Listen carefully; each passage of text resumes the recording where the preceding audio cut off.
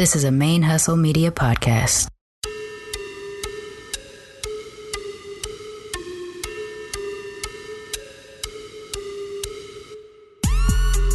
All the way from the A, you listen to my favorite lesbian on BRQ. Hey, stay locked in with your favorite lesbian on Black Radical Queer.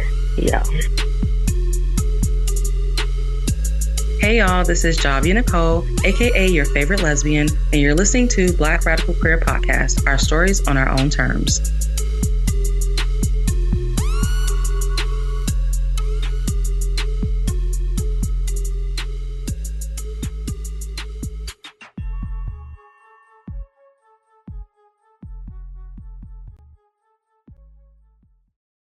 Before diving into this episode, I want to take a moment to tell y'all about Black Radical Queer on Patreon.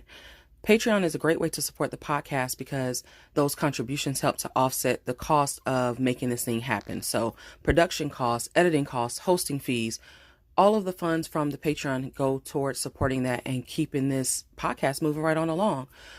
Also, there's perks to becoming a patron because you get early access to the episodes and you also get a discount on all BRQ merch. So it's a great way to support. I appreciate my current patrons. And if you want to become a patron, you can do so by going to patreon.com. So Patreon is patreon.com/BlackRadQueer, BLK RAD QWR. Thank you so much for listening, and let's get into this episode. Hey y'all, this is Javia Nicole. Welcome to another episode of Black Radical Queer Podcast. This episode is a part of a series called QLIC by BRQ. QLIC is QLIC, which stands for Queer Love in Color. And the point of this series is to specifically focus on love, relationships, and representation from the perspective of queer people of color, whether they be in relationships, whether those relationships are, I guess you could say traditional or like monogamous, non-monogamous, whatever that looks like, as well as folks who are single. But the point is just to get the perspective of queer people of color about what has shaped our views and our experiences in the area of love and relationships and representation. So on this episode, I actually have a guest returning. I have Kieran on with me, which I'm excited because this actually is a topic that Kieran and I touched on way back when. I was looking back at the episodes and I'm like, dang, that was a while ago. It was one of the earlier episodes of the podcast, but we did touch on it. And so I want to really do like a continuation of that conversation that we started. But for those of you who are not familiar with Kieran, I want to give him an opportunity to introduce himself before I start to ask him stuff. Hi, thank you for having me on, Javia. My name's Kieran Scarlett. I'm a writer.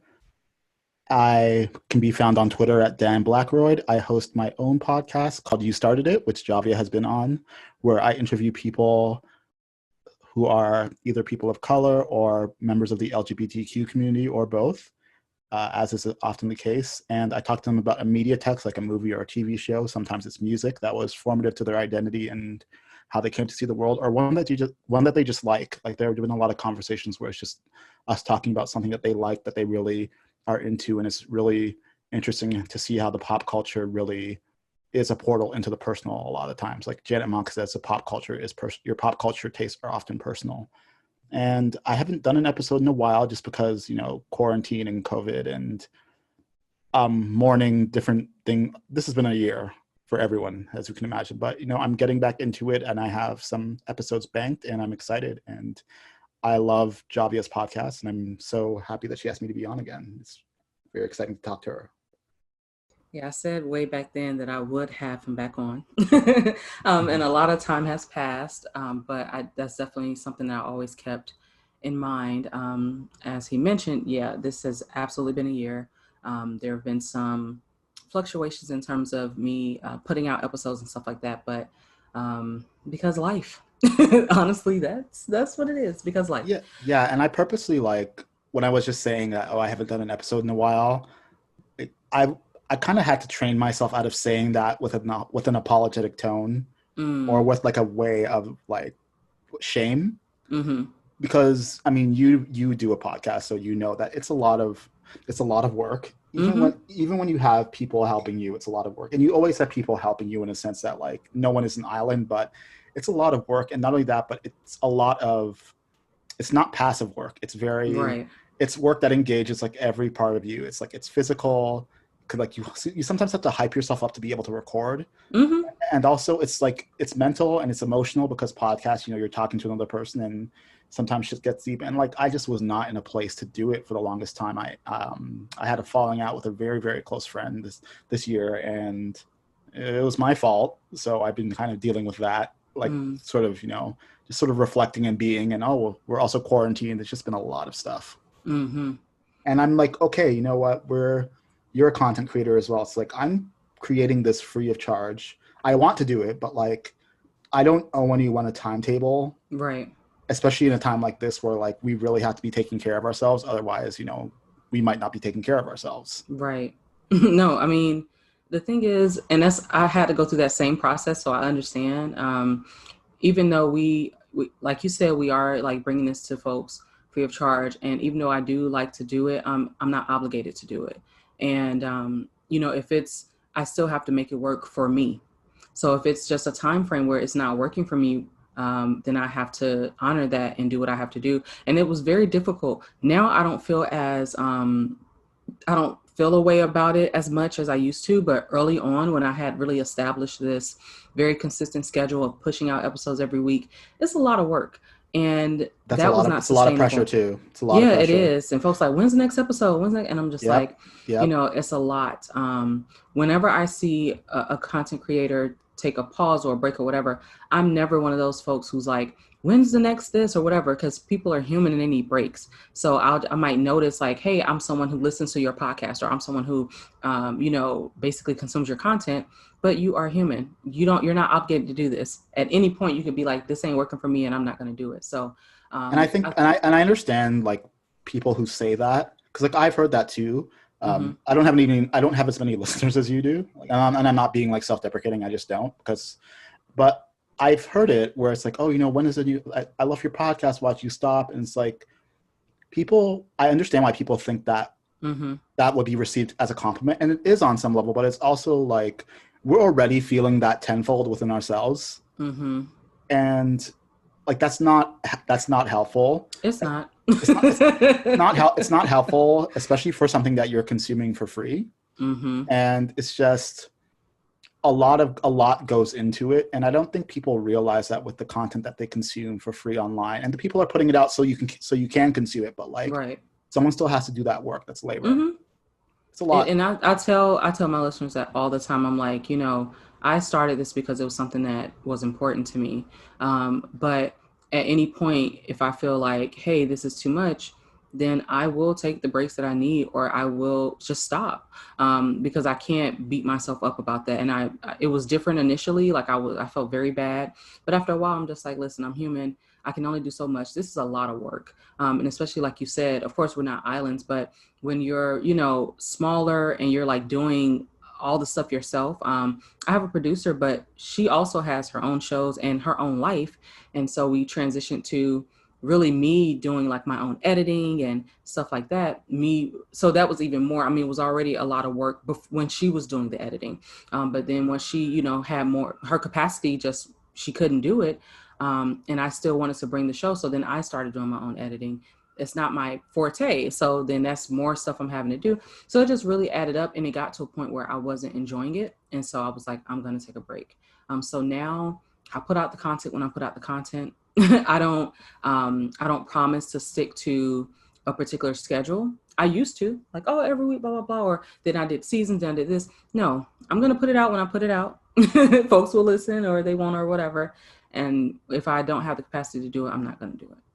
Absolutely. And like that makes it better. That makes the final product better, because, and also like this whole thing where people are like, I understand consistency in the sense that like, I do feel like I'm consistently, writing or creating or having ideas and doing things with them. But there's this writer who, I'm not going to say his name because he's a good guy and I actually like him. And I don't think he's doing anything wrong per se, but he has this way of getting on Twitter and sort of like handing out advice to other writers which I was doing yesterday, but I was handing out advice like, oh, make sure you're getting paid for stuff because, you're important and your labor is important. So, but he's kind of like one of those, oh, make sure you read every day writers, and, people who don't read every day, they're not successful. And I'm just thinking to myself, I'm like, who are you saying that for? Are you saying that for other people? Are you saying that for yourself to justify things? Because like, I feel like write every day. I mean, if you are up to writing that day, then write. If you're not up to writing, then don't write. Like there's nothing. If you take a week, a month, there are writers who have taken, entire years where they thought they didn't want to write anymore. And then they come back and write, their magnum opus, or they don't. But at the end of the day, like, be happy, take care of yourself. Like, you're not on anyone's timetable and no one is paying your rent or your bills. So this whole idea of write every day, it feels like such a defense mechanism without people realizing it.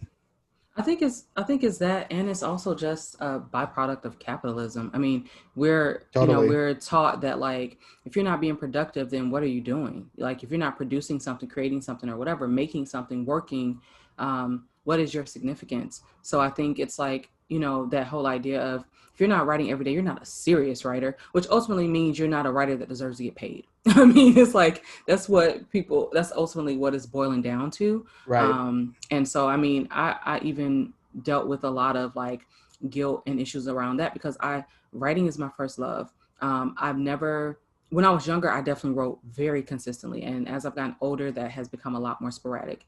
And for the longest time, I felt terrible about it. I'm just like, am I really a writer, and blah, blah, blah. And why does it matter? I mean, I ultimately, I had to just come to the realization that, look, I have to ultimately write for myself first and foremost. And none of that other shit matters.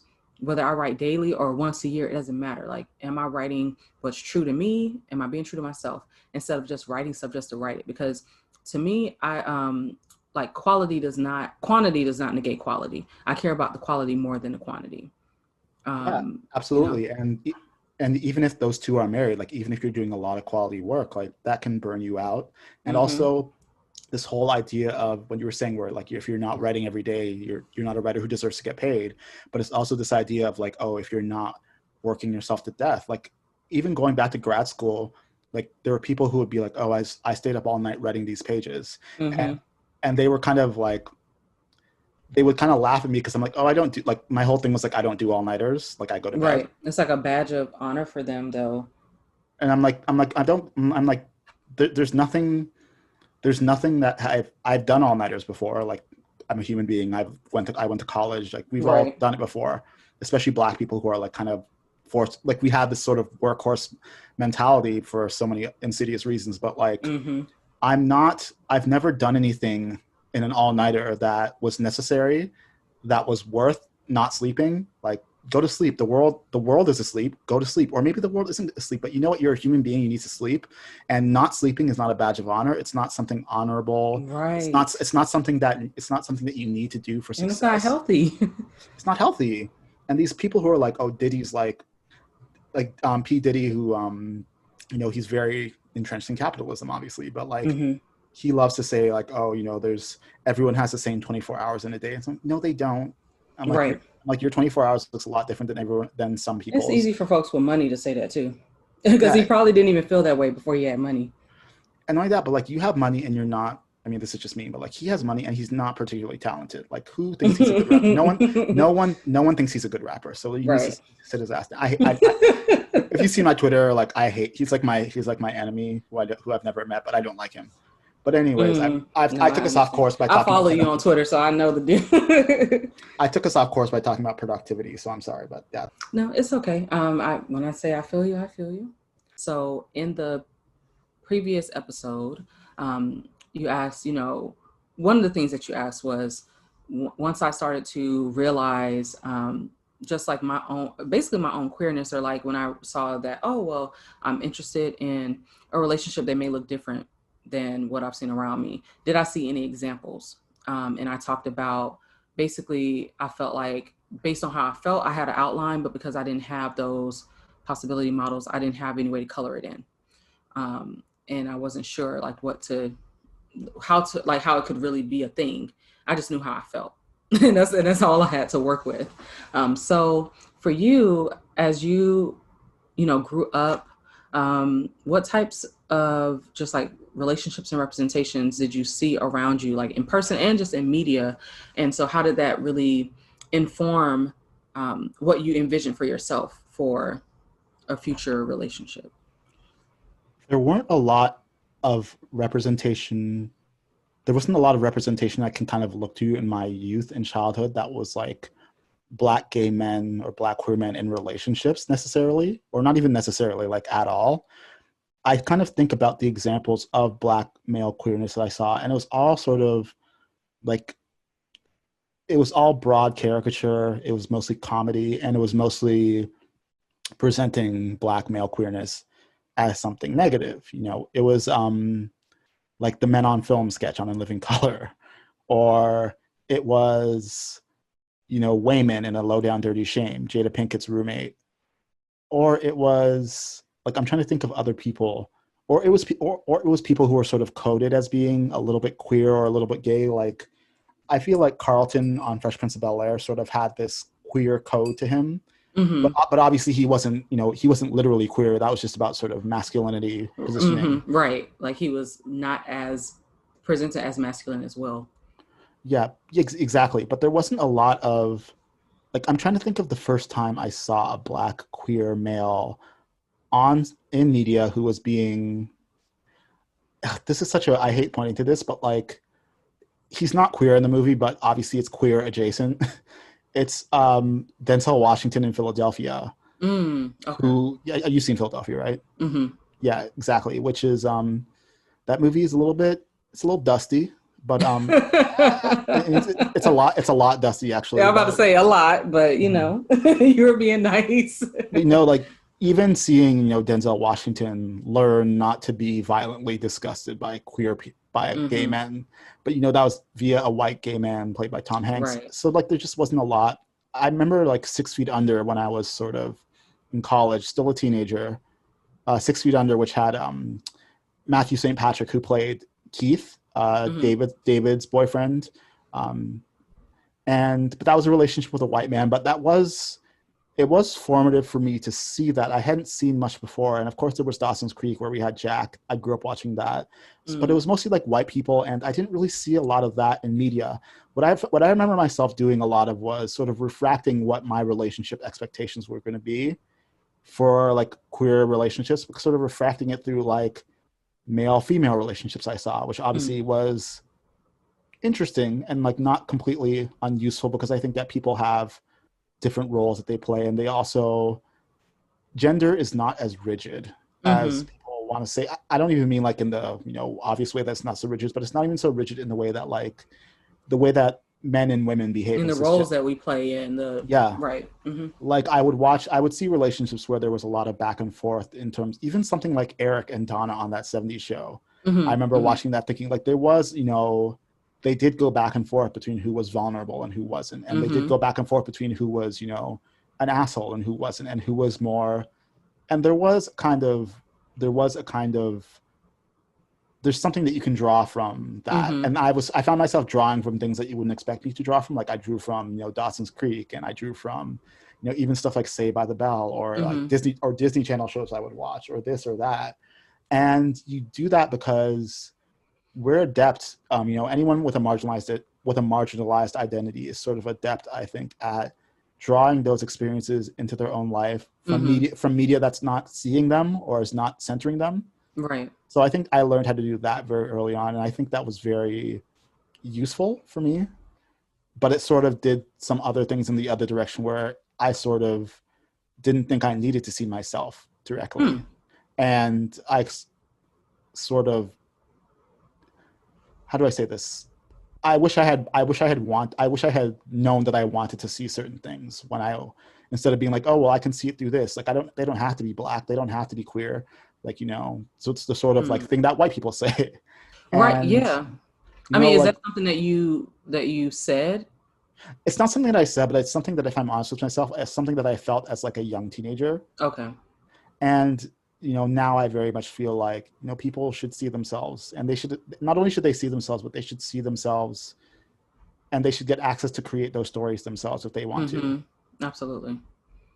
And it's just, it's amazing to think, sorry, but like, I don't know if you noticed, but like older queer people, not older queer people, but like queer people in their 30s, for instance, there's sometimes this way where they jokingly like say, "Oh, the young people have it so easy," with like scorn, and I say that kind of happily, where I'm like, "Oh, look at all the stuff they get to consume, look at all the media that they get to have." Yeah, I'm excited about it. I'm excited about it because like they're going to do amazing things because of it. And I think it's like, it's one of those things where this happens so much intergenerationally. I don't even know if that's a word, but that's what I'm going with today. That's a word. That's a word, I think. Okay, so there's so much that happens so often where it's like, the generation before didn't necessarily have something, and then the one, that comes after has it, and they're like, oh, you have it so easy. And sometimes it is, sometimes there is scorn and even resentment and stuff like that for that. But for me, it's very exciting, and I'm very, there's some relief, honestly, because there's certain things that I went through or that I had to piece together that I would not want anyone else to have to do. Honestly, I don't want for anyone else to have to go through the experience of like not seeing yourself, and so not feeling like, who you are or how you love or any of that, like, is a part of this grand, this like larger scope of what quote unquote normal can look like. Like, I don't want for anyone to have to question, am I the only person that's going through this or experience this or like this or whatever. So to me, it's really exciting that there is stuff, and I still feel like there can be much more, but that it's increasing, because at least there's something to look to. You don't have to go like scraping some stuff together, which is a lot of what we did, or just kind of looking at, like you were saying, which until you just said it, I didn't even fully like think about it that way, but looking at these, straight relationships and really kind of just pulling from that. And of course, I definitely agree with the way that roles play themselves out in gender is definitely not as rigid and binary as I guess like society would have us believe, and not as rigid as it's like, I don't even want to say portrayed, but just our societal rhetoric around it is way more rigid than the reality of how people live their lives. For sure. So it makes sense, like, hey, I'm able to look at these different relationships in this media or whatever, and kind of insert myself. And I did that, especially with music, because I was like, I still am, but I listened to a ton of music. I didn't watch a ton of TV, but I was all about music. And even something as simple as, okay, well, I'm not interested in singing to a guy, so I'm just going to change the words. Like when I sing a song, or I'm going to sing a song that is by a guy to a woman or something. I mean, even making those changes, it's just what we were accustomed to doing, as opposed to having a bunch of queer artists who just made music where it's like, hey, I don't have to switch this all up to feel like it connects with me more. It's funny that you mentioned that, because don't you feel like, I was thinking about this the other day, like we have crossed so many frontiers in terms of queer representation, but pop music is like the last one where like we don't have any major pop music where it is like unambiguously like a guy singing to another guy, for instance. Or like, I mean, I feel like we have more music that's sort of lesbian coded, but even still, it's not like there's a lack of explicitness there, where like there's a very explicit expression of heterosexuality, of cisgender heterosexuality in music that we don't see that. Like it's like the last thing almost. Right. Or it's like, to find it is very, it's not what's mainstream. It's, I mean, there's also been a large, I guess, influx of independent artists, and a lot of artists who are newer aren't necessarily with like major labels. And I think, at least for me, like growing up, a lot of the music that I listen to, a lot of the artists that I'm accustomed to, the whole being with a label thing was big. Like it was just, that's just what you did. That's how you got your music out there, because social media wasn't where it is now. So you had to get with a label and they got to distribute your stuff. And the first artist that I really saw who didn't take that path exactly was probably Janelle Monáe. At least that I remember. I'm sure there were other artists, but that I knew, an artist I was familiar with, that, who really was just like, offered a deal, and she was like, no, I'm good. Like, I want to, still do my own thing, and going back and then being like, okay, well, we'll just distribute your music. But that label not having any control over her content. And so that was like a mind blowing thing to me. But as social media has increased, more artists are able to just be independent and put themselves out there, and more are choosing to still stay on that path. Even if they get offers, they're still choosing not to necessarily sign to a label or not sign to a large one. So now we do have like this content. There is content now that is unambiguously queer, but it's not our mainstream pop folks, you know. Is so I mean, I'm glad those folks are accessible, because with social media and all the streaming, like you can we're all find accessible it to each other. Yeah. But in terms of just like, who do we see, you know, at the award shows and at, you know, just in the mainstream way, that hasn't changed as much. And that makes me really sad, just because, like, I think to myself, I'm like, well, that means that we could still have a situation like, you know, Clive Davis molded Whitney Houston to be that diva, right? And we now know, hearing from Robin Crawford, who wrote the book and who talked about it, and it made me so angry when people were like, "Oh, why is she talking about it? Whitney's dead." I'm like, it's her story too. That's why she's talking about it. It's not just Whitney's story. It's her life too, and you know, it's awful. I mean, we knew a lot of it. We knew a lot of it from speculation, but just knowing the extent of it, it's really awful how, like, I think about that lyric in the Exhale Shoop Shoop song, where she's like, if you're searching for a place, you know, a familiar place, somewhere to go, you should look inside your soul. You're halfway there. And she was never able to sort of be herself publicly. And it really makes me sad. And it really it destroyed her. Yeah, I think that's devastating. We could still be doing that to artists. You know, and I think it still happens. I think like she is an example. She's just one example of an artist who that happened to, you know. I think so many, especially, I just think there are so many artists that like, especially the bigger they are and like the more, what's the word, like revered, and just like the more fame they have and all that, I feel like it makes it even less, it made it even less possible for them to just truly be themselves. And people say similar things about like Luther Vandross. And I mean, I definitely think that is an element of it. Like, okay, well, the price that you're paying for this fame is that you don't get to fully be yourself. And how long is that supposed to be sustainable? Like, I just don't know who can do that for their entire lives. I mean, people do it, but like, how long is it sustainable before it has a major impact on you and you really start to come like undone? Which is why I said, like, when Barry Manilow came out of the closet recently, he probably came out in 2017, I want to say. Actually, it's not like anyone was questioning whether that was true about Barry Manilow or not. People made those jokes, but like, you know, at the same time, you know, good for him that he's sort of felt comfortable enough to do it now, you know, at any stage in his life, and that, you know, he can live openly, and that he's unburdened for the rest of his life now. And that's good. Like, he doesn't have to go feeling like he's keeping this secret, and, you know, he still has his fans. Like, he can still do his shows the way he was doing them before. And I think that with Whitney Houston, it would have been difficult because, you know, her fan base, she was mainstream popular when she passed away. And it's hard not to imagine that she wouldn't have had like a little bit of a hiccup in terms of being able to transition to being openly. Oh yeah. Whatever. I feel like a lot of a hiccup. Like it's hard to imagine that. But goddamn, being, you know, intense. But goddamn, if you don't always wonder if she would have been happier for it, and if it would have saved her life. I don't know. Right. Yeah. No. I definitely. That's something that, because I love me some Whitney, and my wife does too, and it's one of those things I really do wonder. I'm like, if she just had that freedom, and it's something. Like I mentioned Janelle Monáe, but even going back to her, a similar thing. I mean, for, you know, early on in her career, there was a plenty of speculation about her being queer, but she never was out.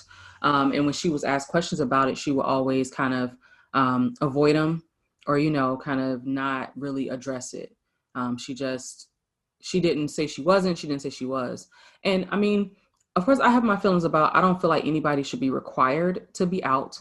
But I just think if it's something that if it's really weighing on you, though, like if you feel like, hey, I can't live my life authentically or whatever, because I'm not out. And it's harder for folks who are in the public eye like that. Like, I think if you're just a person who isn't a celebrity, then you can probably just like live your regular life. You don't have to necessarily be out.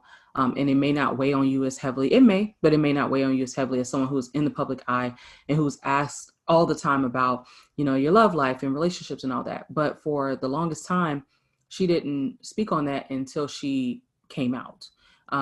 So I always have mixed feelings because I feel like, folks shouldn't have to go through that. Like, people should just be able to be themselves. But that's the reality, is that's the world we live in. For sure. where you have to go through this whole coming out process. But since she did, though, there was a change in her, and she always had a persona of being kind of like free and stuff like that. But once she came out, then it's like she started being a lot more vocal about everything. Yeah, like she seemed a little bit more comfortable in her body and in sort of like she sort of incorporated more physicality into her music, I feel like, after that, where it was sort of I mean, obviously Janelle Monáe is gorgeous and she always has been, but I don't even mean that like her sexuality has to be like something for public consumption in like a tawdry way, but like she became more open with it, and she didn't seem like it seemed like she was very much compartmentalizing the fact that she was sexy before, because like in order to not if she was going to acknowledge that in a way that was explicit, that kind of like is a slippery slope to her sexuality, which she clearly didn't want to address. Right. And I also love what she said, where like this was sort of leading up to it right before Pink came out, I think. And this guy was like, oh, Janelle Monáe is so sexy. I just want to know if I have a chance with her, she should like let us know, or something like that. Some guy said it on Twitter. And, it's one of those things where like people say things on Twitter without realizing that, the person is. They have access. Yeah. Well, I think he replied to her or something like that. And like, and they always like act so offended when the person actually responds back with that smoke. And Janelle Monáe's like, I'm not for your consumption or any other man's consumption. And I really like that, where it's like, I respect that part of it too, where it's like, my thing about coming out is like, come out if you want to, if you feel comfortable, and if it's safe for you to come out. Like, it's not actually safe for everyone to come out. And I think that I wish people would realize that when they sort of pressure people to come out, because it's definitely not safe for everyone. It's definitely not. No, I agree with seeing that transition. Like, I think that once she came out, yeah, she definitely was more outwardly expressive of like just her sexiness, her sexuality. She seemed more confident, and she definitely, it's not like she wasn't confident before, and she definitely was physical in terms of like just seeing her live. She she would just be all over the stage. Like, she was very physical, but also I feel like she almost like tried to be neutral. That's the best way I can describe it. It's like, and she's a little bit buttoned up. Before. Yeah. And I understood like the whole reasoning behind, why she wore what she wore, and, that being important to her.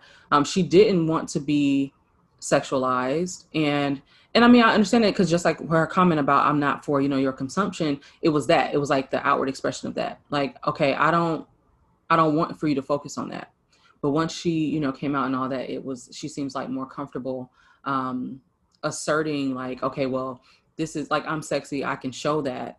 Hey, I'm still not for your consumption, but I can show that. It feels like it's on her terms. Right. And good for her that she allowed herself to get to that place organically and on her terms, like I said, where like, and I don't want to pick on her just because I think, I don't want to pick on her. Like, I have nothing against her. She's a person.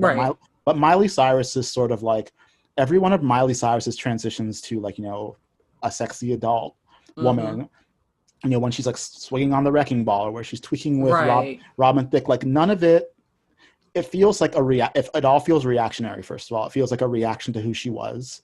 Yeah. I want to go to the opposite end of the spectrum type of, like, I am not Hannah Montana. Exactly. And since she did not come up with the Hannah Montana persona, she is therefore not coming up with this reaction to it. And not only that, but like, it still feels like there's a man behind it anyway. It's very performative on both ends of the spectrum. And you saw it when she went back, where she's like, oh, I think I'm out of my hip hop phase now. And it's like, okay, well, don't come back. But like, yeah, like, stay where you at. Thanks. Like, she just like, and you see it now where like, we kind of made fun of Taylor Swift. Taylor Swift was kind of dorky. She was extra, like, she was white feminism, but like Taylor Swift kind of, on the low minds her own business. And I think Taylor Swift kind of has an identity that's hers now. Whereas like you look at a Miley Cyrus and she's a little bit untended. Like she's a little bit all over the place. She seems like she does not have a center to her.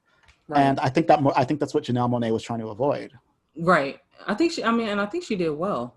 Honestly, I think like, everybody has their growing pains and stuff, but I think ultimately Janelle Monáe did a good job of like exercising her agency and really doing shit on her own terms ultimately. And for so many folks, they're not able to do that. And especially for Black folks and especially for Black queer folks.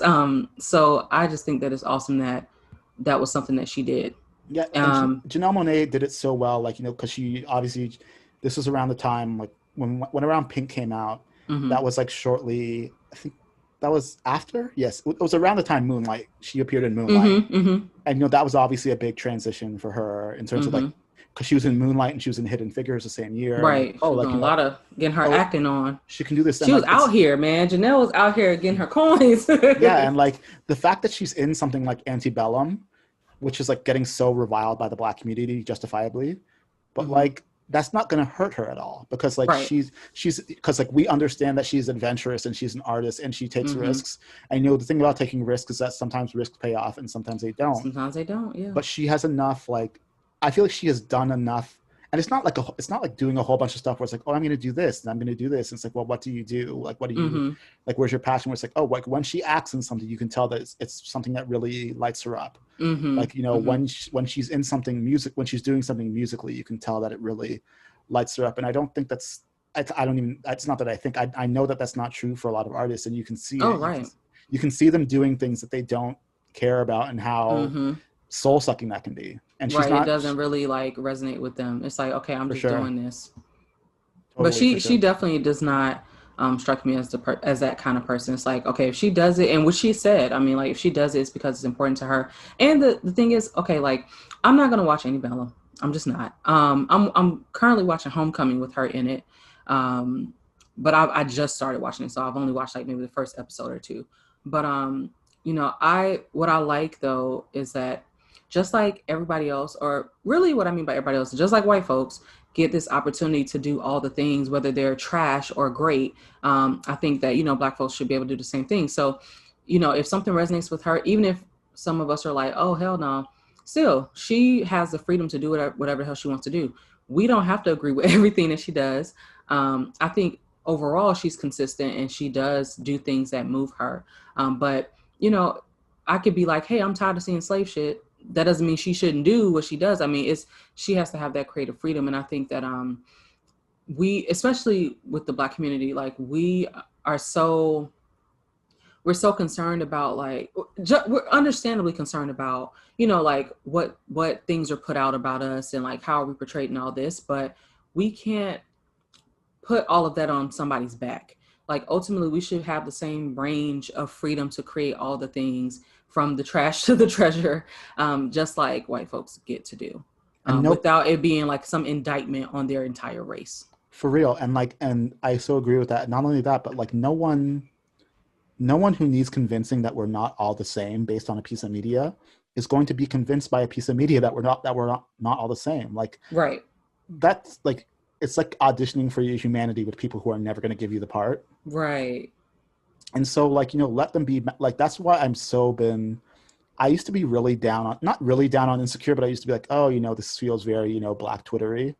And I think you know what I mean when I say that, but like Issa Rae has so found like her voice and she has so honed it so well and gotten so good at what she's done. And her acting is so brilliant. Like she's a really good actress, I think. Right. I think she's a brilliant writer, but she needs to be, I was saying this on Twitter, I'm like, she needs to be like out there acting, like getting acting roles just as much too, because she's really captivating. Yeah, she really is. And she's like, really striking. I love seeing her on screen. Like, and I mean, and I've been following her since like Awkward Black Girl days, and I love Miss Issa Rae, but, and I mean, I really enjoy kind of the, low budget isn't the way I want to say it, but just kind of more like, we just doing this on our own type of feel of Awkward Black Girl. But, on screen, like just seeing her, in TV and film and stuff, like she is amazing to watch. Like she is, like you said, I think captivating is such a great word.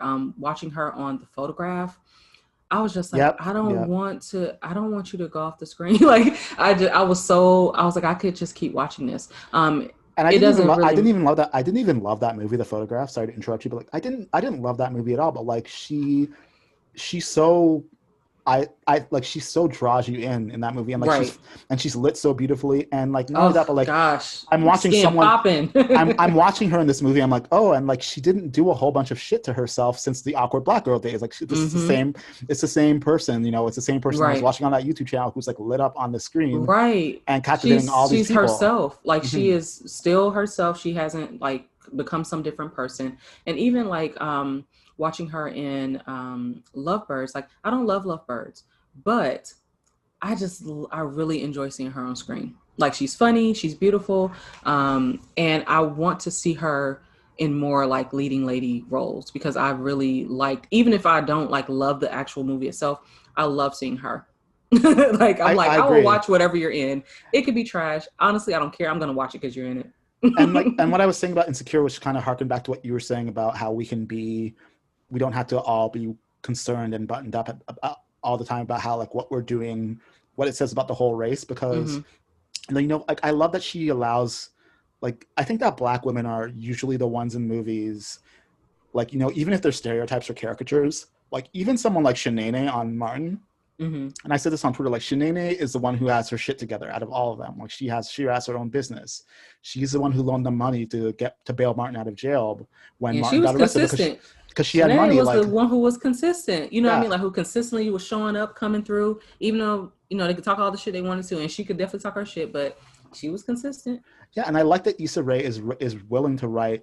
Is a black woman who's willing to write black women who like fuck up sometimes, and who like fuck up in epic ways. Yeah, and who don't actually have all the answers, and who don't just have to be the strong black woman. Yeah, and like you know, like Issa and Molly, they don't just make mistakes. Like they make mistakes, and they go into the mistake. Like they lean into the mistake. Oh, they doubled and tripled down. Which is like what everyone does sometimes, right? Especially when you're a young person, especially in a city like LA, where like someone said something to me. Someone said something to me the other day, and it just made me laugh, because they're like, Atlanta and LA are similar because they're both like a stunt. They're both stunt cities, and I'm like, yeah, they are. Yeah.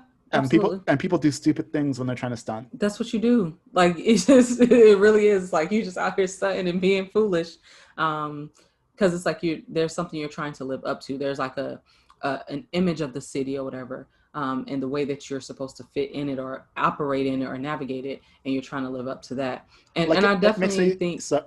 It makes me feel seen to watch Insecure, for instance, the season where she was kind of, you know, out of work and like doing Uber and shit like that, and she couldn't afford to get a car fixed. Like, that's LA. Yeah, but seeing her make sure she only pumps $10 into her gas tank, or making sure she move her car before they come do the street sweeping, or the fact that or the fact that she was driving like a crappy car. Like I drive a crappy car, and it's like, you know, like a lot of people drive crappy cars, and you never see that on TV, even with the poorest people. So I just appreciate that. I think that her vision of LA is it is fantasy, but it's a very interesting fantasy that I like being in. We were talking about and I like that's I think it's so interesting to just see, because she does.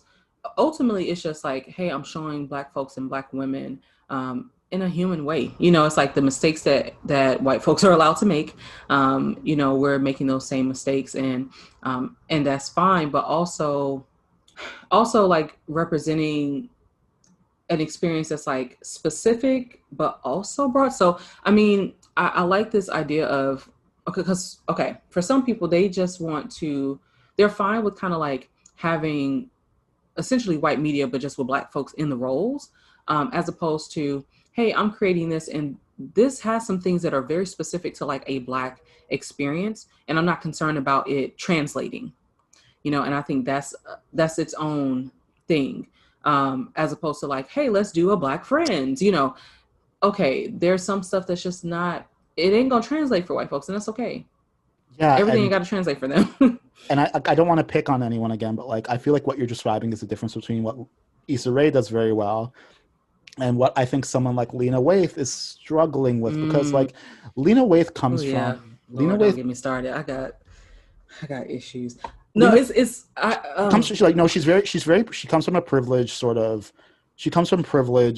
roots, right? In terms of like, and I think that she is trying to write to this broad Black experience in a way that feels like she's auditioning, or it feels. I remember you tweeted about that, and I was like, "That is real." Yeah, because it's like, well, why? Like, I'm like, what was your Black experience like? Because it wasn't Queen and Slim.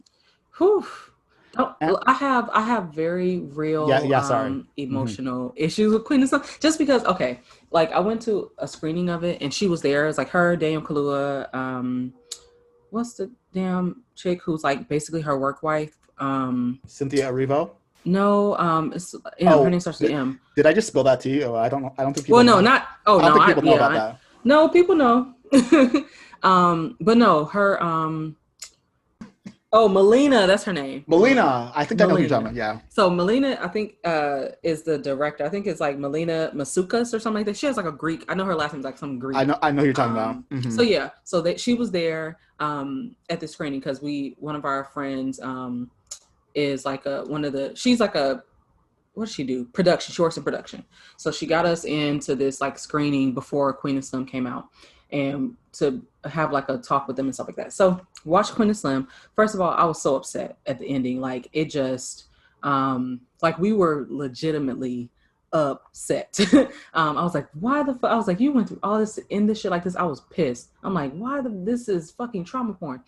And then having her talking about it and stuff like that did not make me feel better, because it ultimately spoke to exactly what you said about, okay, you're trying to do this whole like audition thing or whatever. That's exactly, I feel like, what she said in the talk afterwards.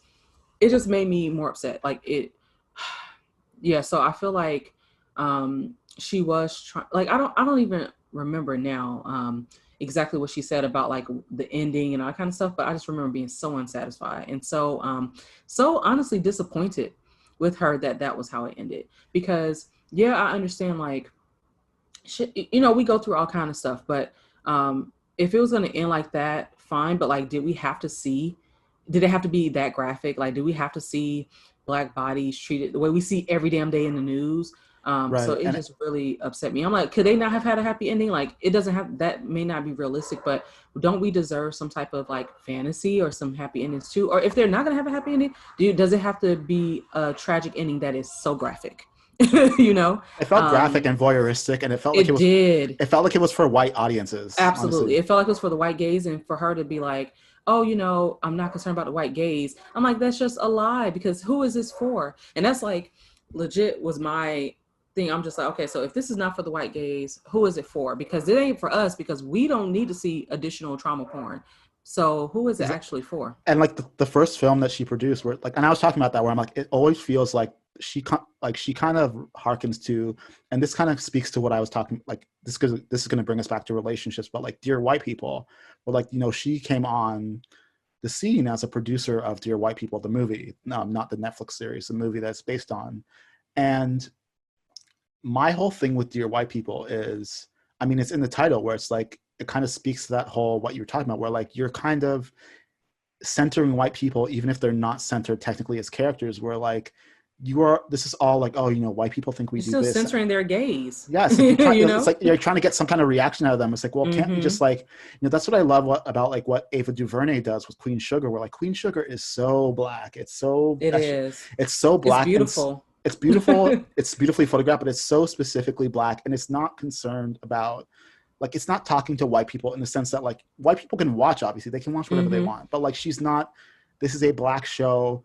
And it's not directed to their gays in a way that it definitely, I don't know if I really realized it before Queen of Slim, in terms of with Lena Waithe, but definitely if I didn't know then, Queen of Slim definitely opened my eyes to, like, I'm like, oh yeah, this is for the whites. Like, and even though she specifically said it was not, it absolutely was. And so that is the difference for me between something like that and like Insecure or something like that. It's like, you can watch it, but is this like tailored to your gaze? No. And the thing is, like, what we're saying about possibility models, like Lena Waithe is still someone who is valuable to me, and who I'm glad that she exists, because like, right. she, like, like seeing what she's going through now, where like, you know, she is being really heavily critiqued by people in the Black community, including myself, but like seeing sort of her missteps, like she's like she's, you know, shining a mirror on me as a writer and like some shit that I do sometimes. And like, you know, maybe and like, she's making me examine some stuff that I don't have to examine, you know, when I take it out into the public.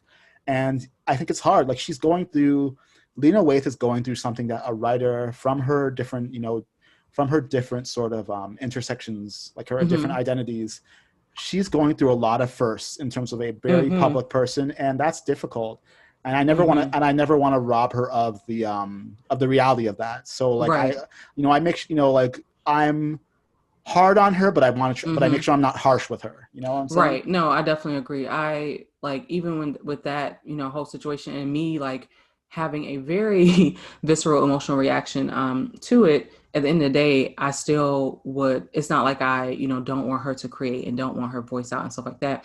And also, you know, wanting people to understand we're like not a monolith. So her voice, and like I was telling like the folks who I went with, I'm like, you know, her voice still deserves to be heard. Her voice doesn't have to represent my voice. I don't have to agree with her. Like her voice doesn't have to be, you know, like this stand-in for like the Blacks or whatever, or the Black queer folks. Like she is her own person, and there are going to be people who her voice does resonate with and who feel represented by her voice. And I don't have to be one of those people. And it can also be nuanced. So it's like there's some, you know, her mere existence to me is beautiful and awesome. Like, and it's something I have a lot of appreciation for, while also recognizing that like, hey, I may have thought this person spoke for me to an extent, and I realized that they don't, and that's okay. And that's really like where I'm at with her. I'm like, you know, I don't have the expectation of you to speak for me, and that's completely okay. Yeah, and it doesn't, you know, there can be so many different people doing so many different things, and then like that just makes it like, it's the whole idea of believing in abundance versus scarcity, which is, it's so hard to believe in abundance as people of color and as marginalized people, because like we're socialized on scarcity. Like that's how they keep us. That's been a default for so long, and that's how they keep us at each other's throat. You know, because we're all fighting for some scraps. And you know, like even someone like Tyler Perry, where like I've totally flipped on him, where like I'm very like, I understand why he did what he did and why he did it the way he did it, and like there's something admirable about the way where like, you know, so many of us are constantly like asking for a seat at white people's table, and we're like, oh, white people, please, you know, choose me, pick me, give me a chance. And Tyler Perry said fuck that, and he built his own table, he built his own studio, and he did it his way. And you know, is it the way I would do it? No, I don't. I think that he should hire a writer's room. I really think he should.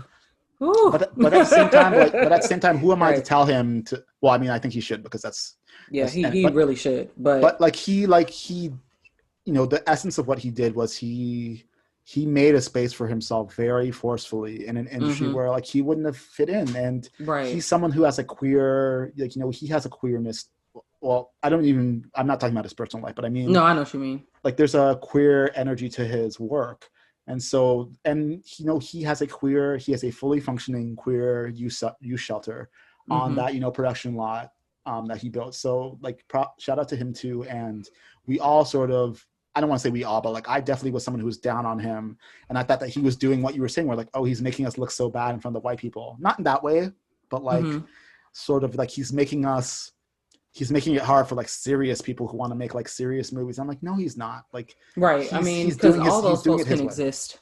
You know, it's like it doesn't, but like you said, when we're so used to scarcity, then we do end up feeling like, oh, well, this person's making it more difficult. I mean, I have my you know, issues with him and his work or whatever, but again, he's one of those people where I'm like, you know, there are a lot of people who enjoy his work, and you know, they're not less deserving than I am. You know, I don't have to agree with it for it to exist and for it to be meaningful to someone.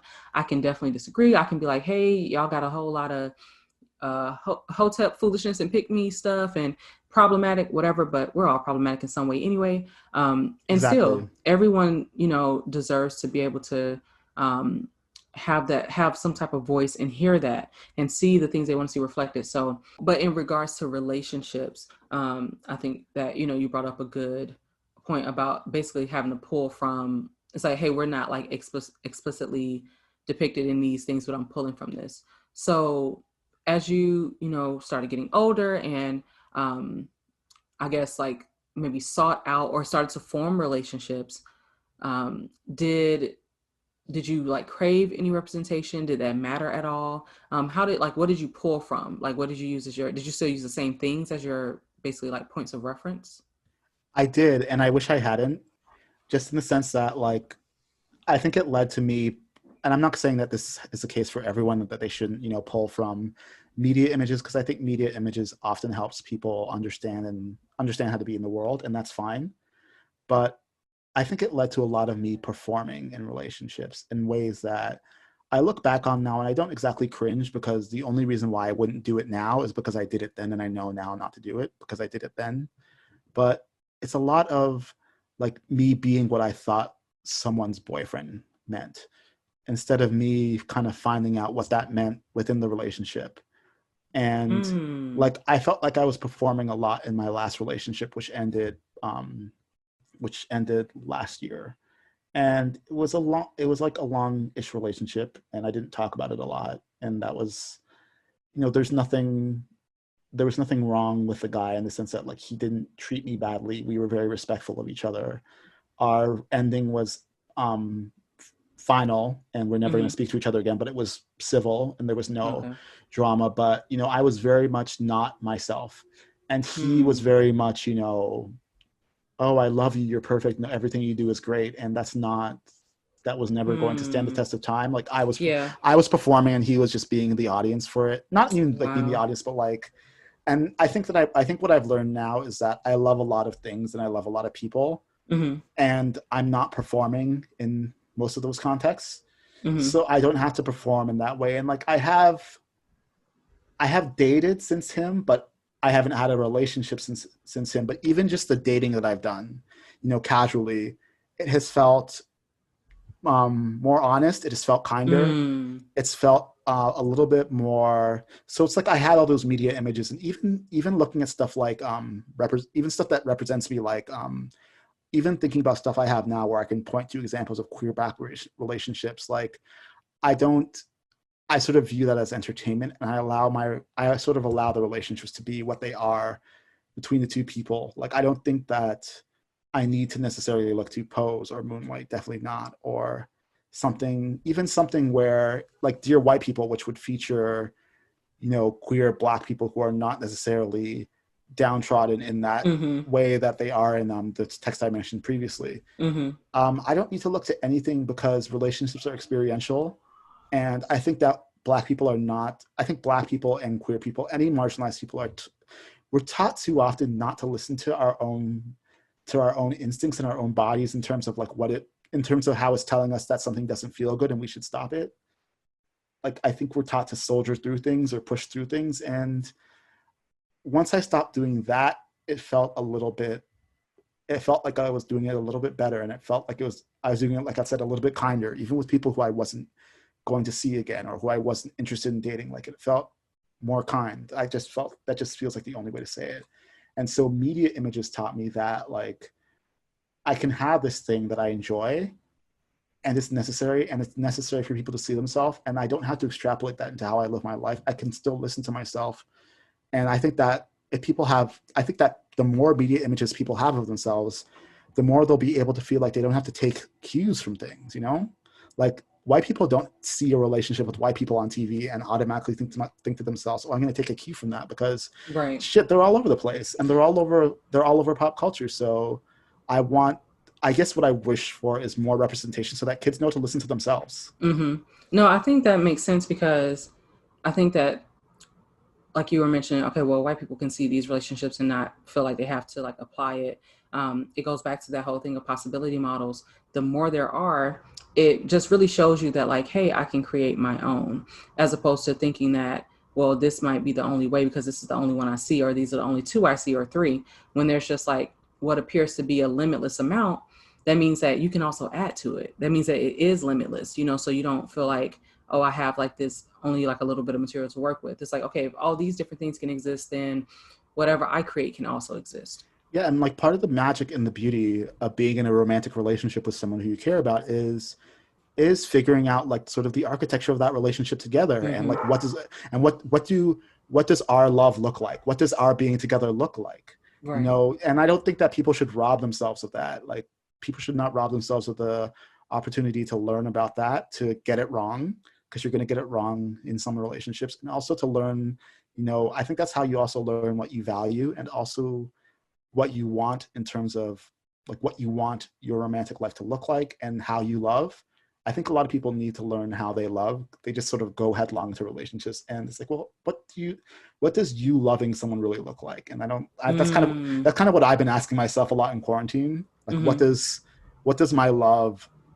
I don't even mean like what it looks like to other people, but like if I were to describe, like for myself, if I were to describe my love to myself, like what does it look like?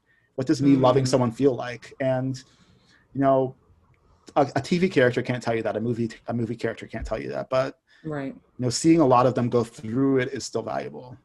No, I think that question in and of itself is very powerful, and I think even what you expressed about, you know, like, hey, I don't need to do it exactly how these characters do it, but you know, at least having this example of someone even going through the process and them figuring it out. And when you have more and more and more, you know, of those images where you're like able to see that process, it can definitely be helpful. I love that question that you asked, and I think that is very important. And I think, you know, folks should really, it's something for us all to think about. It's something I have definitely thought about, and as I get older and as I navigate through marriage, it's something I continue to ask myself. But I noticed since this quarantine thing, like I've been asking it in regards to my marriage, but like I ask it in regards to all my relationships, any loving relationship, my friendships and everything.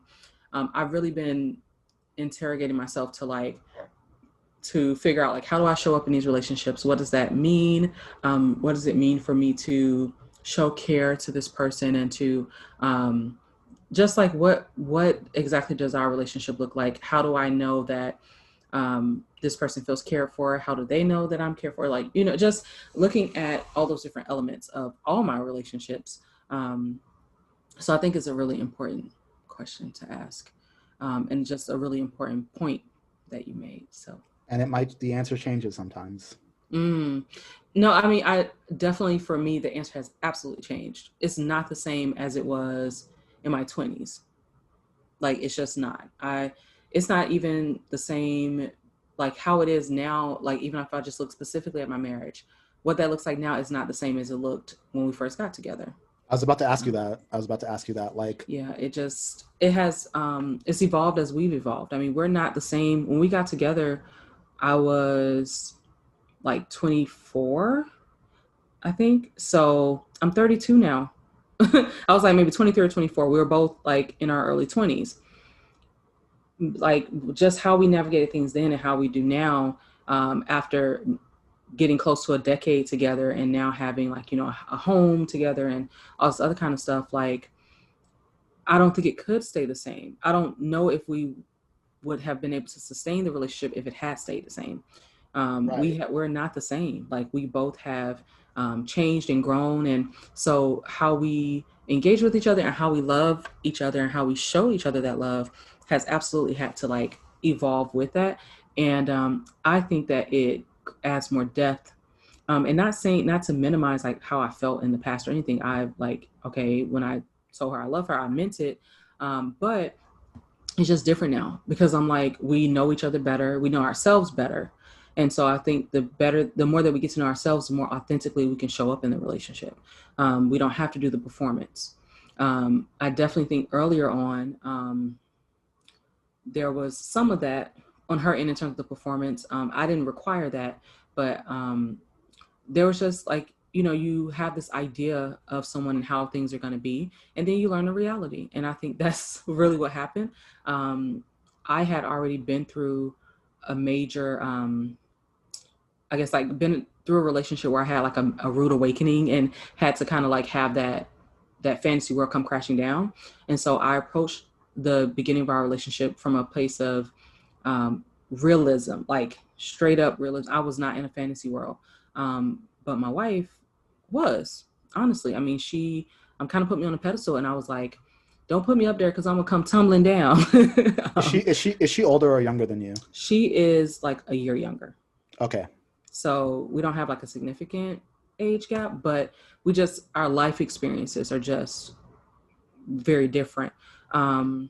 So yeah, I mean, I, told her, don't put me up there because I'm gonna come tumbling down. And then how are you gonna actually feel about me because I'm like, I'm not gonna be able to live up to that. Like, I'm letting you know in advance. I ain't gonna be able to live up to that because I got issues just like everybody else.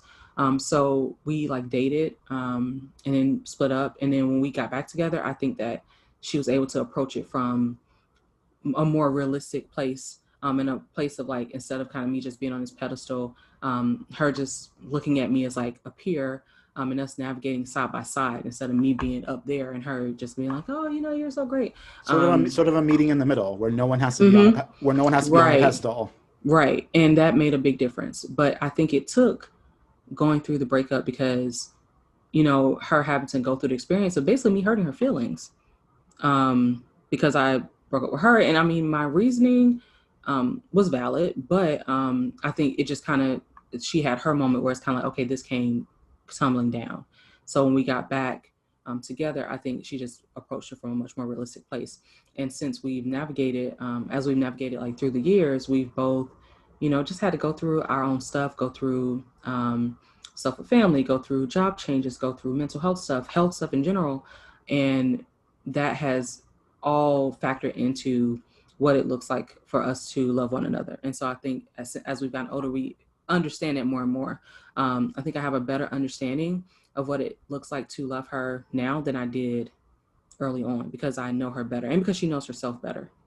Yeah, and also vice versa. And also, I'm sure like what you were just describing, it sounds like you know more definitively and in a way that you can communicate clearly what you need and also what you can give someone.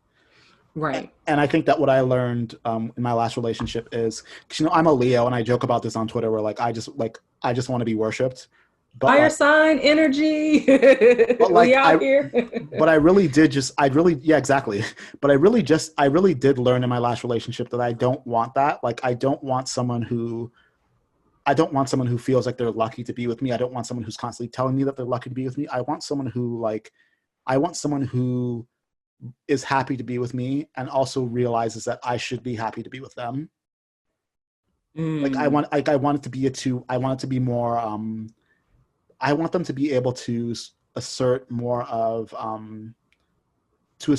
their needs, because I think that I am someone who really, I've learned that I respond very well to being told by someone like, it's not even that I respond well, but like if someone tells me, oh, this is something that I need from you, like I don't just perform it. Like I think about why they're asking me that, where I'm like, well, like, why do you need that? I'm like, I will do that, but like, let's talk about like why you need that from me. And then it like becomes really interesting and I learn more about them. Yes. And I definitely agree with that. someone who's worshiping you is never going to give. It's not just about like what I want him to have for himself. Like it's selfish too, everything is selfish and everything is kind of selfish and selfless in the relationship, where it's like, it's like it is self-serving, but also like for the betterment of the relationship too. Happy wife, happy life. And like that goes like both happy wives, happy lives. Like, you can't be happy. Like we were talking about possibility models. I read Mindy Kaling's book, and she was talking about marriage, and she's not married. I don't think she's married now, but she was talking about, she said it's very rare in her experience, just from the outset, that one person is happy in a marriage and one person is miserable. It's usually that like both people are happy or both people are miserable and one person just hasn't admitted that they're miserable yet. And I think that's true, where like, if you're with someone who is miserable to be with you, you're eventually going to be miserable. And that doesn't necessarily have to have anything to do with you. But I also think that another thing I've learned about relationships is that you can walk away from them, and you can walk away from them with kindness, but you can walk away from them for yourself. And if it's a matter of feeling like you're losing yourself or losing this relationship, then you have to choose yourself. Absolutely. Like that particular lesson I learned in my relationship before this one. And so when I started this, I laugh at myself because I was like, listen, I was I don't want to say rough, but very like the place I was in, like when we met, I wasn't like in a rush to getting to anything, but I was just very adamant about myself because I did feel like I had lost myself in my previous relationship. And I had come to this realization that I had lost things I would never get back. Some stuff, but there were some things that I'm just like, I'll never be the same. I'll never get back. And I really had to like grieve that loss. But so like early on, I was just like, listen, I need you to understand if it comes down to me having to choose between me and you, or like me and us, I'm choosing me unapologetically. Like it's just is what it is. And I was like so serious about it and said it straight up like that. Like, listen, if I got to choose between me and us, I choose me. Like, and it was, I mean, and honestly, in the moment, it was in the midst of, we weren't like, we never really had like huge arguments or anything, but it was definitely in the midst of a disagreement. And so I don't know, I don't even know what was going on, but I just was feeling some kind of way. And I was like, listen, let me just go ahead and make this clear. Just in case it wasn't clear before, let me make this clear today. But what I appreciate about that is that now, all these years later, I mean, we still keep that same energy, but it's not a performance. We choose to be here. So like you were talking about, okay, well, I want this person to like let me know. It's really, both of you saying like, this is how I want and need to be loved, and understanding that about each other. But we make a deliberate choice to continue this. Like exactly. we make a deliberate choice to remain. And so when my listeners know I deal with depression, and which as I'm learning more about it, really is just a byproduct of PTSD. But what I'm used to dealing with is the depression. And so I went through like a really rough major depression. And, my wife we weren't married yet, but, came through, showed up for me, stood by me through it. So we embarked on quarantine. And in the very beginning, I just I initially was feeling kind of depressed. And so I started to, what I think, I was actually just talking to my therapist about this today, but I think that the beginning of quarantine, like just some of the habit, like I started to kind of slip into a depression. I think my wife saw that and it was a trigger for her because of how rough it was when I was like dealing with the worst major depression I've ever dealt with in my life. And so I started to notice like some things changed between us, and I felt like she was kind of distant. So I was like, we had to have a conversation about it and, be really honest with each other and just put some stuff out there. But like I told her in that moment, I'm like, that has not, the same energy I had in the beginning has not changed. And that goes both ways. I don't mean that to say that like, oh, well, I'm gonna choose me. No, this is a choice for us to be here. And if you feel like at any point this is no longer the right choice for you, then I just need you to let me know that. And because if it's a situation where, okay, like, hey, you can love me with all your heart, but if you feel like, hey, this thing that you are dealing with, I'm not able to, like, I don't have the capacity for it, or I feel like I won't be able to be happy because of whatever, then I don't want you to be a martyr for love. Like, absolutely the fuck not. I will leave, like, because I don't, in reality, it's very hard for me to imagine her leaving, but I'm like, I will leave if I feel like, oh, well, my mental health is in a place that it is eating at your capacity and you feel like you can't see like happiness being a possibility or whatever. Absolutely the fuck not. I love you. I don't want that for you. Like that would be incredibly selfish. And I don't want that for myself either. If you're miserable, I can tell. Just like when you distance yourself, I could tell. So I'd rather, address it than pretend like it's not happening. And if it's, to the point where you're like, okay, this is really too much. Even though we, are married, we took vows. It's not kind to myself to remain in this right, the way it is. In either way, and it's not an obligation. Like, we are choosing. When we, got married and we did our vows are that we will continue to choose. If at any point we choose not, then that's what it is. Like, it's not an obligation. You're not required to stay with me, but we can choose to stay together. Sorry, but like, and what you're saying about that was like, I think that speaks to the whole thing that I was feeling lately was like, not even about myself, but just like observationally, and like that really speaks, like what you're saying just now really speaks to it, where it's like, don't make your partner feel like you're the best thing that ever happened to them. Mm-hmm. Because first of all, they're not a thing that happened to you, they're a person. Right. And secondly, like that's not a kindness. It sounds like a kindness, but it's not a kindness. That's a lot of pressure. No one can live up to that. And not only That's that, that but pedestal thing. it's not, and it's not true anyways. And like, you know, you need to be able to, like, you can love someone to the ends of the earth, and you need to also be able to walk away from them. Mm-hmm.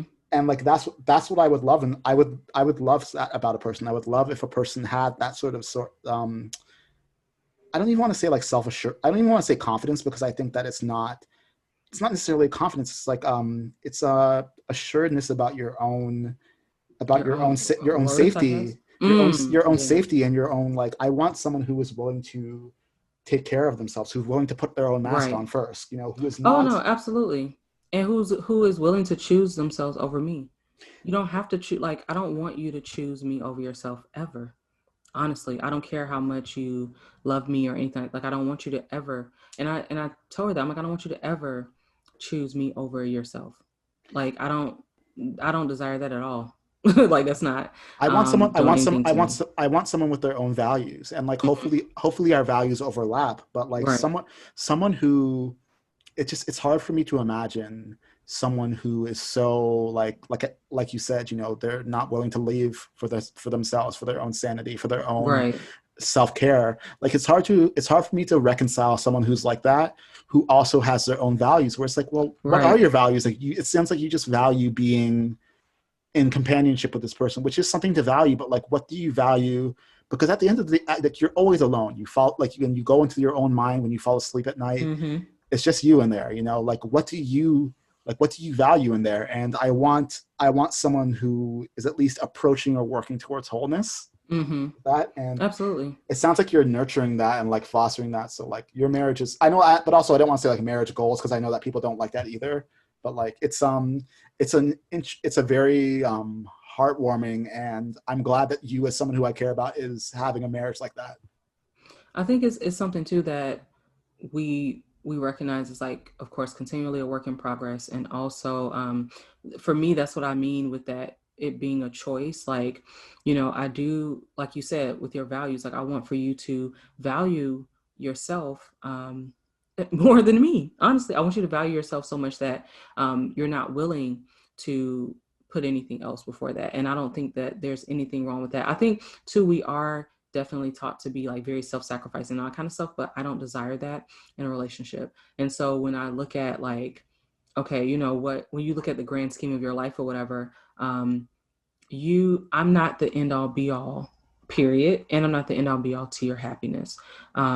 Even though we can love each other and we may want to be together, ultimately, if it's not a good fit, or if it's not a good choice for you anymore, then you absolutely have the right to make a different choice. And so I appreciate the fact that, like, that's what we subscribe to, that it's like, hey, like in my vows, or for both of us, we just, you know, talked about, like, okay, you know, continuing to choose each other, or, you know, choosing each other daily. So it is something that is a day-by-day process, and something that we, you know, talk about and all that. But it sounds sustainable. It sounds right. That's what I think. That's what makes it. I think that's why it's been sustainable to this point, and what makes it, even as we grow and change, because we are definitely different than we used to be.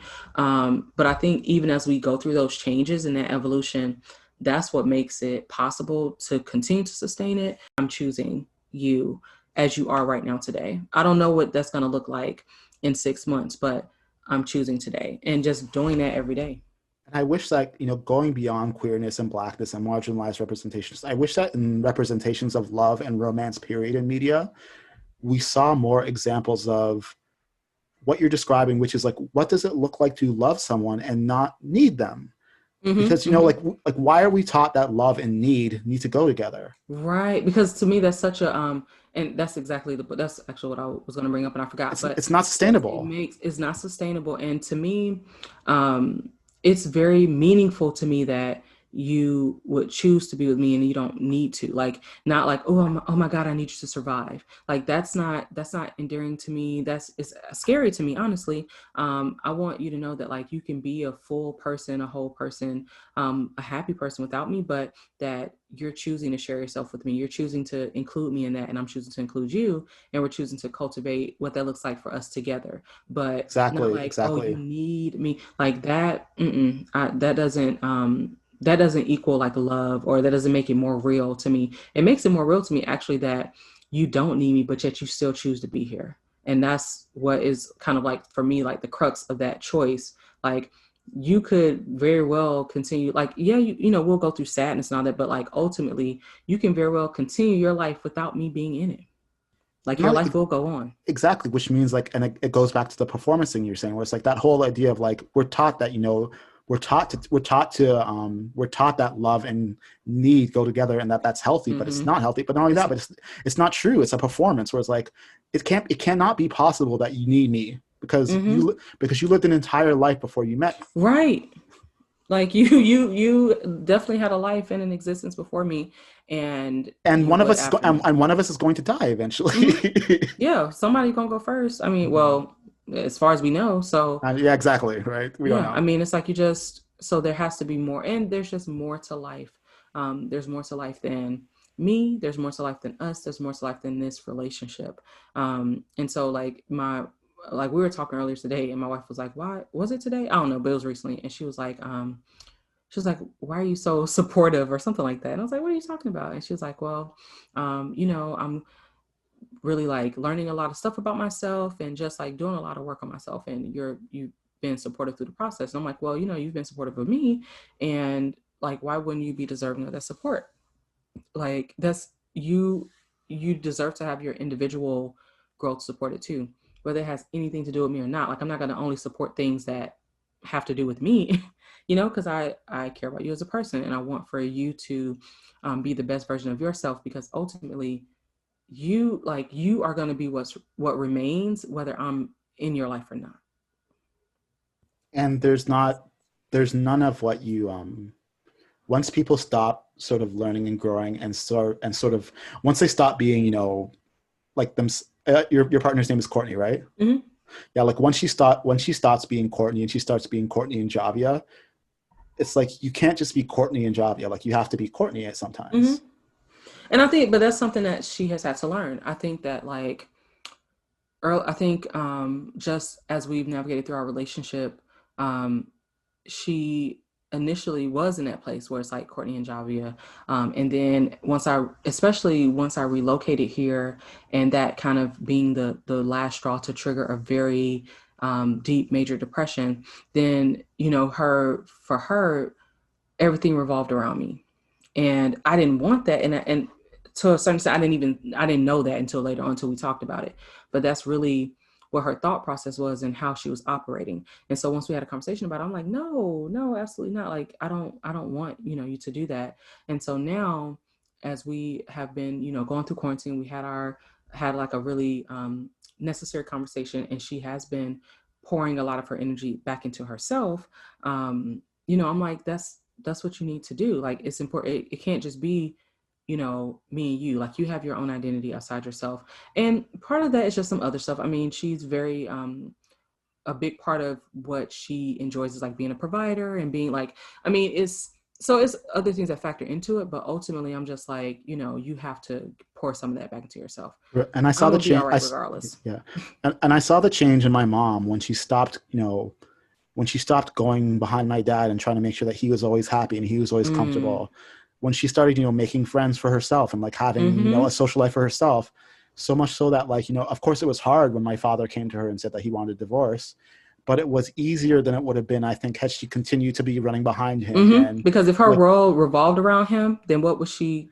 Exactly. It's like, what do I have left if you leave? Her world did not revolve around him. Her world did not revolve around him by any stretch of the imagination. And I love both of them. I'm in contact with both of them regularly. Again, I love both my parents, but her life did not revolve around him. And when that marriage ended, and that was good. You know, that was good.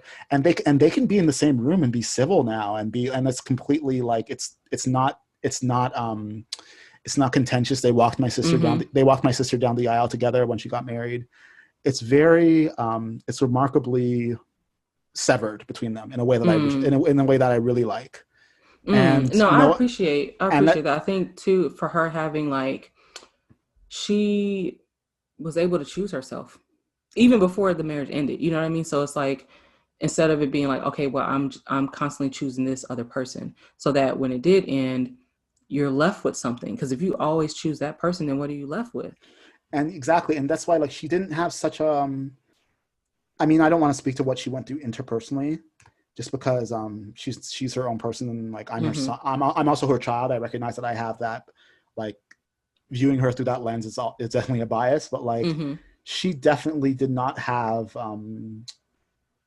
She definitely started living for herself in ways that were very, admirable, and and she also got sick right after. Like she got breast cancer right after, and that she beat that, and she dealt with that. She dealt with that very like systematically, and like she started traveling more, and like she started doing things that she enjoys more. Yes, live your life. Like she seems like a little bit more. I don't want to say happy, because I don't want to say she was unhappy before, but she seems a little bit more like, maybe like content, or just like settled in herself, at ease. Okay. Like truly at ease, and truly like her house is hers. That's a beautiful thing, though. To be able to be in that place, and that's what I like for my wife. I'm like, I want for you to get to that place, because I mean, with all my issues or whatever, that's definitely like, I've been in that place for a long time, where at the end of the day, like, I definitely want to, continue to have a future with my wife, but I'm also very comfortable with myself. And I know that, like, I can, live my life and all the kind of stuff. Like, it would be, I have to go through what I have to go through in terms of emotions, but my existence isn't dependent on someone else. It's just not. I feel like my life is richer with her in it, but my existence is not reliant on her. Totally. And so, I really appreciate hearing that from people who are married, because what I've sort of learned, because like people always ask, like, do you want to get married or do you not want to get married when you're not married? And I'm like, well, I can't tell you whether I want to get married, because I'm not dating anyone right now. Like, that depends on, the person who I would marry, right? But like, what I've learned is that, I could get married if I want to, but also, like, if I don't ever get married, if I don't ever find like, I don't even want to say find, like, if I don't ever settle down into a relationship that becomes, my everyday, that becomes something where like we're living together, like you're a nesting partner, and like I don't need that. I don't need that to feel not lonely. That doesn't, that doesn't make me feel like I won't ever be lonely, because there are definitely times in my last relationship where I felt very alone. And absolutely, we both have gone through that in the midst of our marriage. You can be technically with somebody and still feel because you're still individuals, and you're still going to go through stuff that ultimately has nothing to do with the other person. Right. And like, I don't want to be living, it does not make me feel safer or happier, or like it doesn't make me feel like I can more secure. More secure. It doesn't make me feel more secure to be living a parallel life with someone who I have no connection with, who are just living in the same house.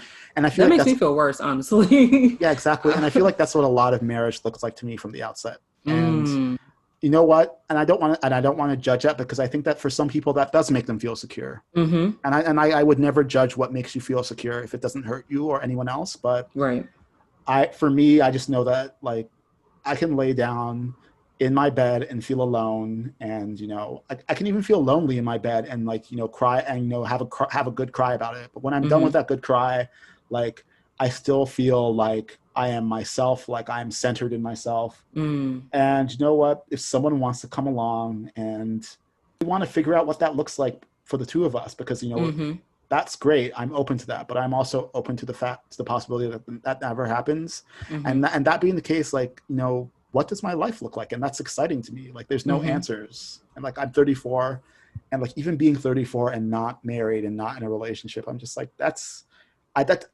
I'm surprised that I don't feel any kind of way about that. Because at 29 or 30, I thought that I would. And I really don't. You're in a different, which I mean, similar. It's like going back to what you said about like just feeling more, I guess self-assured is the best way to put it, but it makes a difference. I mean, like, honestly, I feel like there's a certain degree of weight that isn't on me because I do feel just secure in myself regardless of the relationship. And so that can just add to it. And so I'm honestly glad that like my wife is on her own journey to really reinforce that feeling in herself, to really just do things that are like, this is just for you. Like, you develop, friendships outside of folks that you met through me. You develop, you have, of course, interests outside of me. You explore those things without me having to be involved. You focus on your own mental health and not worry about, like, I don't want to say not worry about mine, but like not worry about mine to the extent of like where you put yours on a back burner. Like, I got mine, I can handle my own, and you can handle yours. So I think and I'm seeing the impact that's having. So, it's an adjustment, but to me, it's for the better, because I'm like, I want you to have that feeling. Like, I know how I feel in myself, to where it makes certain things less scary. Like, it makes the prospect of, like, let's say us not being together, it makes that not feel scary to me. It feels sad. Like, the idea of it feels sad to me, but not scary, because I don't feel like, oh my God, how will my life go on without this person? It doesn't feel insurmountable. Right. Like, it's like, okay, the idea is definitely sad. I'm like, okay, I want to be with you or whatever, but yeah, it doesn't feel insurmountable, and it doesn't feel, it just doesn't feel scary. And I sort of mentioned at the top of the podcast that like I had like a falling out with a really good friend earlier this year, my best friend actually. She's not my best friend anymore, I guess, but by the time she ended that friendship, like, I had sort of evaluated my role in sort of how our friendship had devolved, had sort of broken down, and really got to my role in it. And like, I did bear the brunt of the responsibility for that. So by the time she did say like, she needs to put this on the back burner and not be in this anymore, I was able to like say, you know what, you're right, I'm sorry I wasn't better. I didn't say I'm sorry. I didn't say I'm sorry I couldn't be better. I'm sorry I wasn't better in this friendship. And love to you always, because like being sort of in that nebulous space before the official sort of cutting off of everything, I realized like, oh, like, it's devastating at first, and it's still devastating, but like, I don't need this person, and this person doesn't need me. Right. We still have love for each other always, but like, it's not a matter of needing each other. It's that we enriched each other's lives. And you know what? I'm glad that she ended our friendship when she felt like I was no longer being an enriching part of her life, because she chose herself. She chose herself, and I will always love and respect her for that. And I'm glad she did that. Because no, I definitely agree. I had like my best friend or whatever. That friendship ended, and I had a lot of.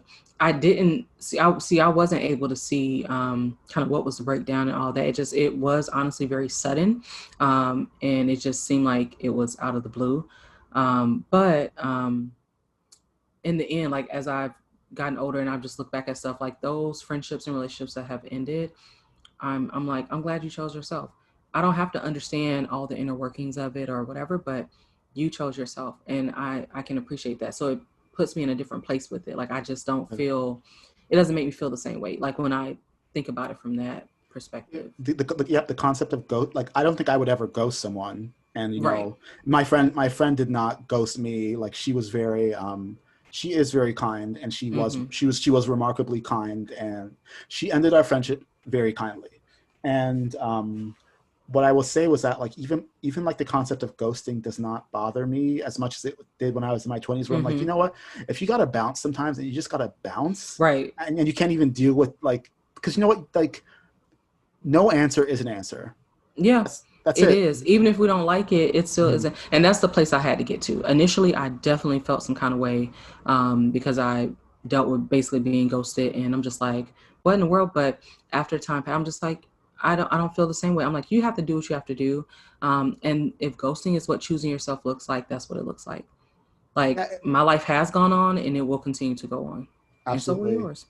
Yeah, exactly. And yeah, that's what I've learned. So I'm not getting emotional now, but like, it is going on. And like, our relationship and our friendship ended at the top of quarantine, if you want to talk about, like, and you know what, like, it really, I don't think I've learned now I'm like getting like all like happy and like I've learned so much what I can. First of all, I've learned what my patterning is in terms of friendships and how I do certain things, and I'm learning to address that shit. Like, and also I'm learning that I'm very strong and that I don't necessarily need to stay alone and I don't need to bottle up my shit in my bedroom, but like I can go through things that feel like a year ago, if you had told me that I would be in this place with her, it would have sounded devastating to me. And it is devastating, but it's also livable, and Right.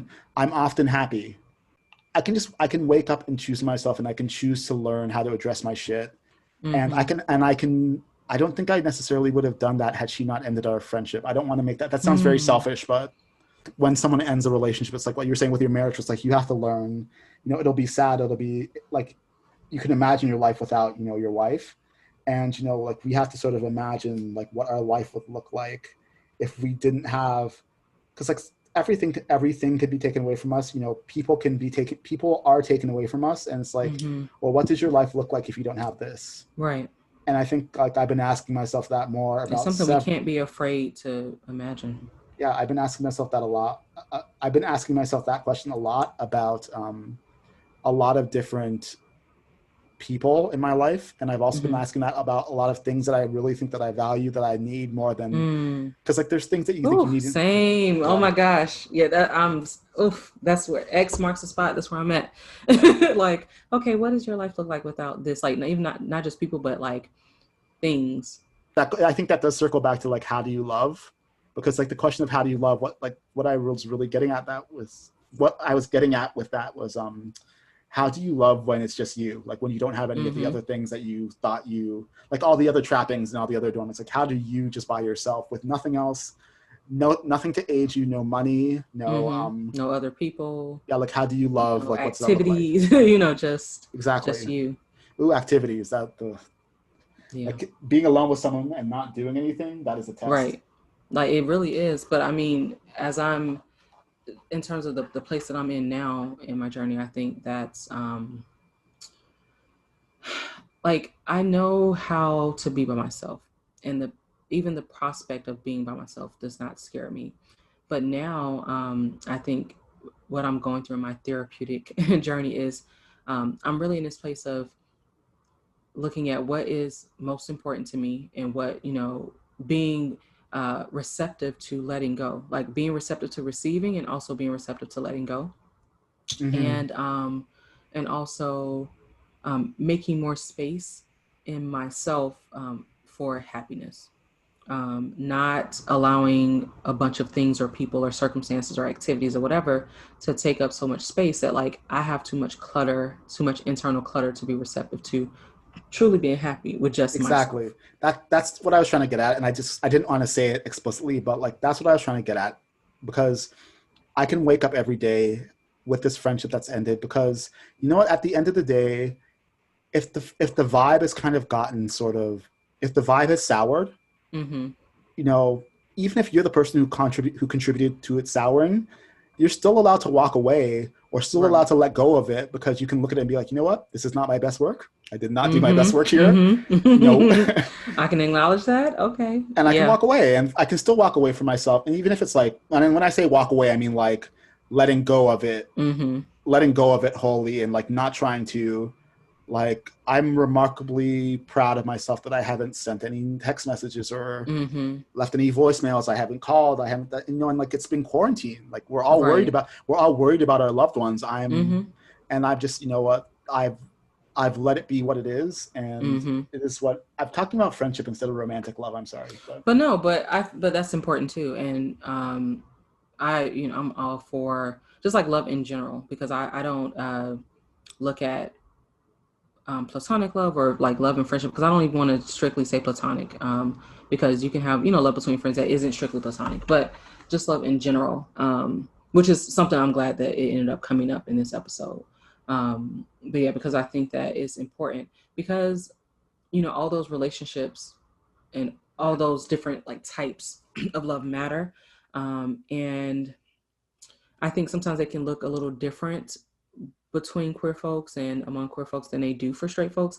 Not saying like, oh, well, straight folks don't have this kind of relationship. It's just, I think there's other elements to it. It's just not the same. Like, I just think there's other elements to it. But for sure. Yeah, I think all that's important.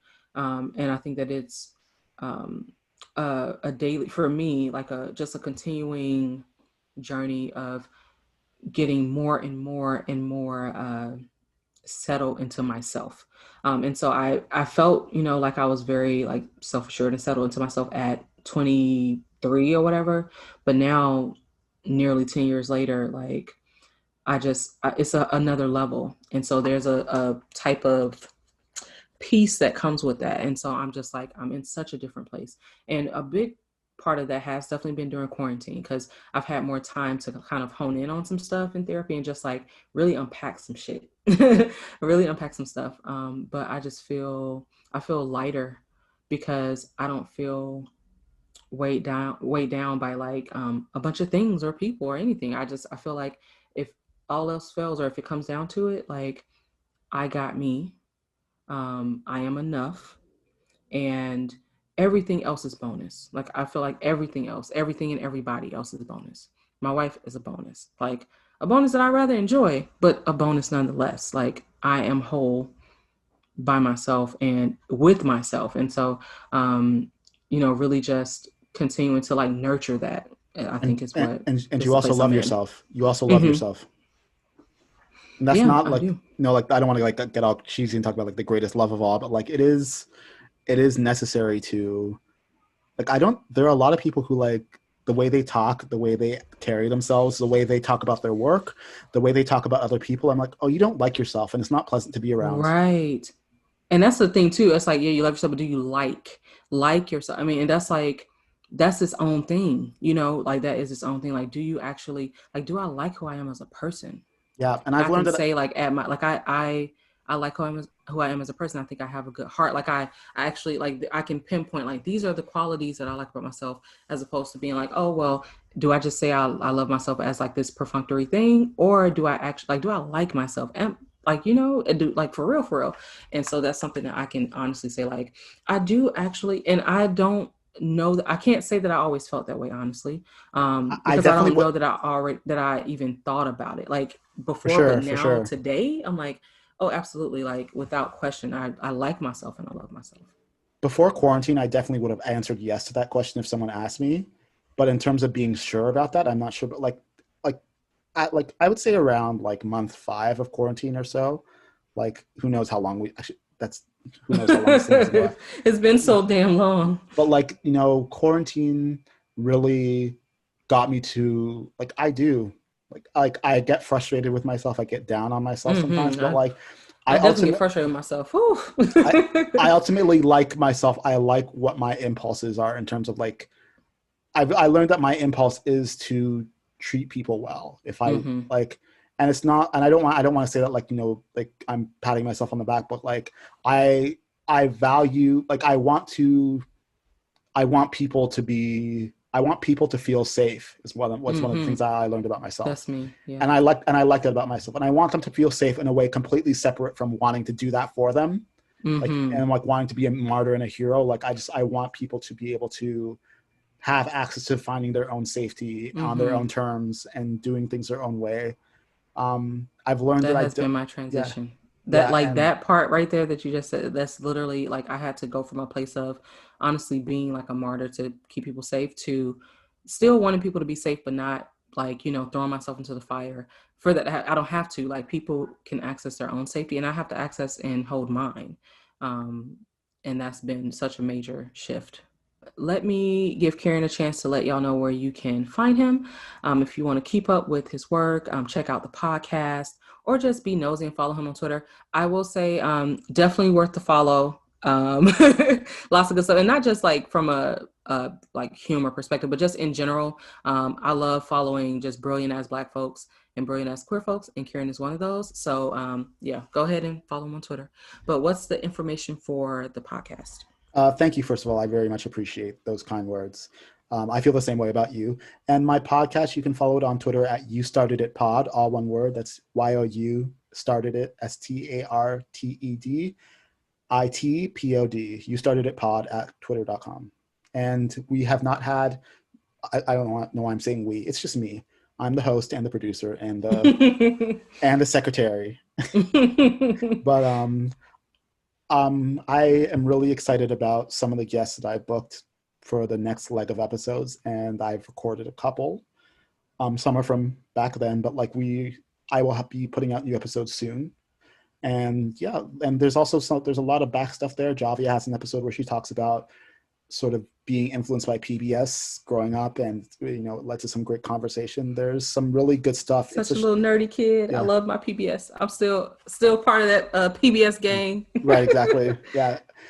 And if you feel any kind of way like about PBS and that nostalgia, that's definitely an episode to check out. But one thing that I've allowed myself to say more, and that I feel is that like I'm really proud of the podcast that I've put out.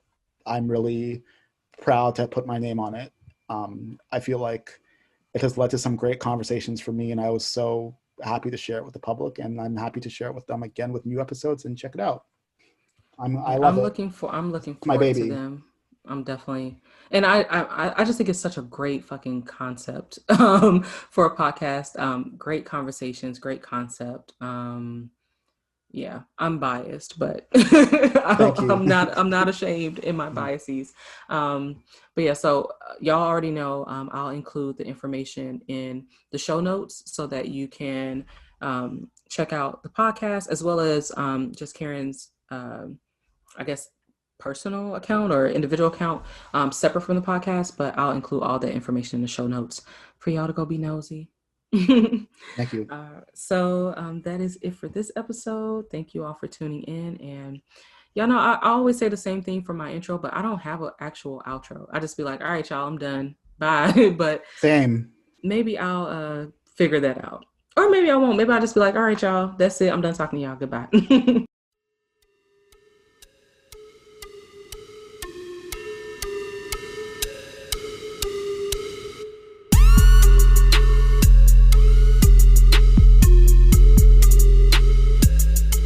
Black Radical Queer is a ManeHustle Media podcast hosted by Javia Nicole. BRQ is produced and edited by Charmaine Fury, and the show's theme music was created by The Brothers Records. You can connect with us on Twitter or Instagram at Black Rad Queer. That's BLK RAD QWR. You can also connect with us on Facebook through the Black Radical Queer Podcast Facebook fan page or the BRQ discussion group. You can get Black Rad Queer merch on teespring.com/Black Rad Queer, BLK RAD QWR. And you can leave a voicemail, call in, ask a question, those types of things on the BRQ Google Voice line. And that number is 937-601-8647.